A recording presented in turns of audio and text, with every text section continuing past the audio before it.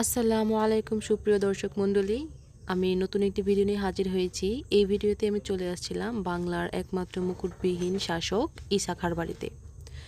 তিনি বাংলার এক সিংহ পুরুষ ছিলেন। এই বাড়িটি পড়েছে কিশোরগঞ্জ জেলার করিমগঞ্জ উপজেলার নরসুন্দা নদীর তীরে এবং এটা হচ্ছে জঙ্গল বাড়ি। প্রায় সময় এটাকে খাদির জঙ্গল বলা হয়, মানে গভীর জঙ্গলে অবস্থিত, তাই বলা হচ্ছে খাদির জঙ্গল।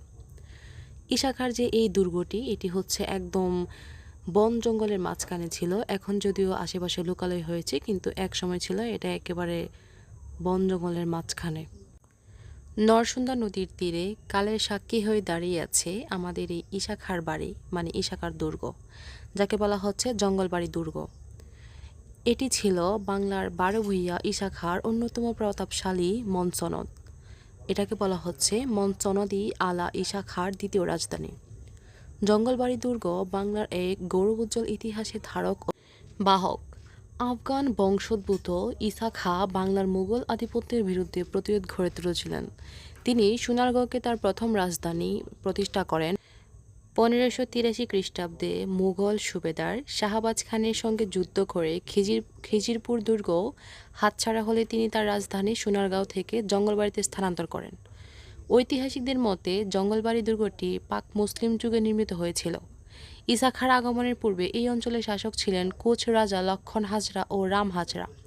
1585 খ্রিস্টাব্দে ঈসা খাঁ কোচ রাজাদের পরাজিত করে জঙ্গলবাড়ি দুর্গটি দখল করেন। পরবর্তীকালে তিনি দুর্গটির ব্যাপক সংস্কার ও সম্প্রসারণ করেন এবং এটিকে একটি সুরক্ষিত সামরিক ঘাঁটিতে পরিণত করেন।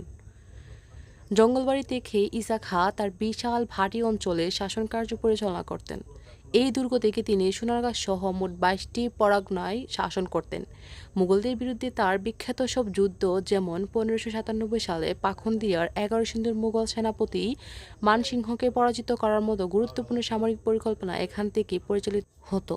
ঈসা খাঁর শাসনামলে জঙ্গলবাড়ি এক সমৃদ্ধ জনপদে পরিণত হয়েছিল। বর্তমানে যদি এটা প্রায় জঙ্গলে ভরপুর।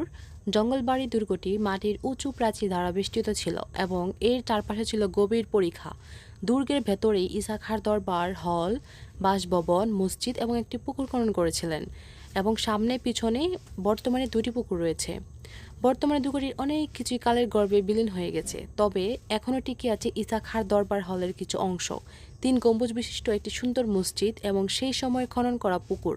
টিকে থাকা স্থাপনাগুলোর জনাকীর্ণ দশা সত্ত্বেও তা ঈসা খাঁর নামে এটা বর্তমানে আধিপত্য স্থাপন করছে।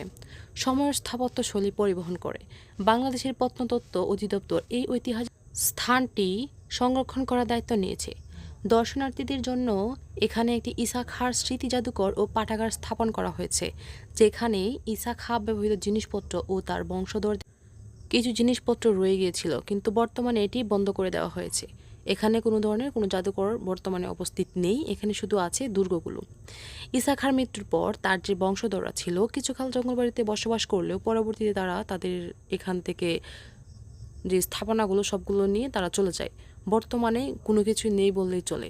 সামনে শুধু একটি বিশাল পুকুর আছে এবং তাদের যেই কবর, ওই যে পারিবারিক যে কবরস্থান, সেটি আছে। কালের পরিক্রমায় জৌলুস হারালেও ঈসা খাঁ জঙ্গলবাড়ি দুর্গ আজও বাংলার এক স্বাধীনতা চেতা শাসক এবং বীরত্বগাথার নীরব সাক্ষী হয়ে পর্যটকদের আকর্ষণ করে। এটা ছিল আমাদের বাংলার ইতিহাসে সর্বপ্রথম ব্যক্তি যার কথা শুনে ইংরেজরা ভয় পেত। তিনি ছিলেন আমাদের ঈসা খাঁ। তিনি হচ্ছে আমাদের এই কিশোরগঞ্জের গর্ব বলতে পারেন। যদিও বর্তমানে এটি প্রত্নতত্ত্ব অধিদপ্তরের আন্ডারে চলে গিয়েছে, কিন্তু তারা এটাকে সঠিকভাবে সংরক্ষণ করছে না। এটা খুবই একটি খারাপ বিষয়। এটা হচ্ছে বর্তমানে ঈসা খাঁর ডাকঘর নামে পরিচিত, মানে জঙ্গলবাড়ির ডাকঘর। এটা হচ্ছে ঈসা খাঁর মসজিদ, যেটা তিনি প্রাচীনকালে নির্মাণ করেছিলেন বলে স্থানীয়দের কিছু ভাষ্যমতে এটা ঈসা খাঁর অনেক পরে, ওনার শাসন আমলে অনেক পরে এটা নির্মাণ করা হয়। কিন্তু অনেকেই ইতিহাসবিদগণ বলছে যে এটা ঈসা খাঁ নিজে নির্মাণ করেছিলেন। যাই হোক, এটা নিয়ে ইতিহাস নিয়ে সবসময় কনফ্লিক্ট থাকবেই, ইটস বিয়ার নর্মাল। কিন্তু আমরা যা দেখি যে এটা হচ্ছে প্রাচীনকালের ধরতে পারেন অনেক সুন্দর কারুকার্য দিয়ে গঠিত, কিন্তু ঈসা খাঁর যেই পাথরগুলো ইউজ করা হয়েছে এখানে, এটা বর্তমানে নাই বললেই চলে। আর এটা হচ্ছে বিস্তীর্ণ এলাকা জুড়ে একটি সুন্দর পুকুর এবং সামনে থেকে দেখা যাচ্ছে যে ঈসা খাঁর বাড়ি এবং পিছনে আরেকটি বাসা আছে এবং এটা হচ্ছে গিয়ে তার পারিবারিক কবরস্থান এবং বিস্তীর্ণ এলাকা জুড়ে পরিখা খননের একটা ওয়ে। আর আমি একটা জিনিস দেখে খুবই অবাক হয়েছি যে তাদের যেই কবরগুলো সেটা ছিল অনেক লম্বা, মানে তারা অনেক লম্বা লম্বা পুরুষ ছিলেন এবং নারী ছিলেন। তবে একটা জিনিস ভেবে আমি খুব অবাক হয়েছি যে ইসা খাঁ ছিল সোনারগাঁও, কিন্তু সোনারগাঁও থেকে এখানে তার পরিবারের প্রতিটি মানুষের কবরেই মেবি এখানে আছে, কিন্তু দুর্ভাগ্যবশত কার কোন কবর এটা এখানে খোদাই করা লেখা নেই, সেজন্য বলতে পারছি না স্পেসিফিক করে। কিন্তু শত্রুদের আক্রমণের হাত থেকে বাঁচার জন্য সোনারগাঁও কবর না দিয়ে ওনার পরিবারের মানুষগণকে এখানে কবর দিয়েছে, যেন কোনো শত্রু ওনার কবরে এবং পরিবারের মানুষের কবরের উপরে কোনো আক্রমণ করতে না পারে। এই জিনিসটা ছিল খুবই সুন্দর এবং একটি মনোমুগ্ধকর বিষয়, সেটা আমি অবাক হয়েছি। এবং পাশে আছে অনেক বড় একটি তেঁতুল গাছ। আমরা জানি তেঁতুল গাছ অনেক বড় হয় এবং এটা হচ্ছে আমার দেখা সবচেয়ে বড় তেঁতুল গাছ। এরকম বড় তেঁতুল গাছ আমি কখনোই দেখে নাই।